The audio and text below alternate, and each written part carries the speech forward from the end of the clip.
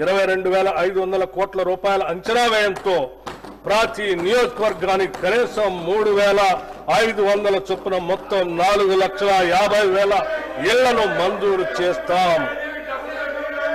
గత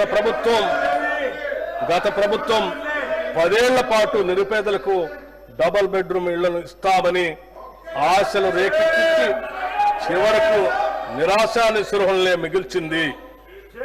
అసంపూర్తిగా నిలిచిపోయిన గృహాల్లో 34,545 నిర్మాణాలకు 305 కోట్ల 3 లక్షల రూపాయల నిధులు కేటాయించి వాటిని అందుబాటులోకి తెస్తున్నాము.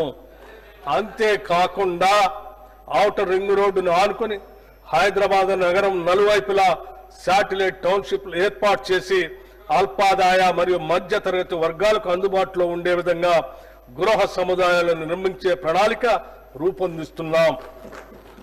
లేటెస్ట్ న్యూస్ తెలుగు మరియు ఇంగ్లీష్ అప్డేట్స్ కోసం ఇప్పుడే క్యూన్యూస్ అఫీషియల్ యాప్ ని ప్లే స్టోర్ నుండి డౌన్లోడ్ చేసుకోండి. సరికొత్త సమాచారాల కోసం క్యూన్యూస్ వెబ్సైట్ ని ఫాలో అవ్వండి. ఛానల్లో ప్రాంతీయ, జాతీయ, అంతర్జాతీయ వార్తలు వీక్షించండి. లైక్ చేయండి.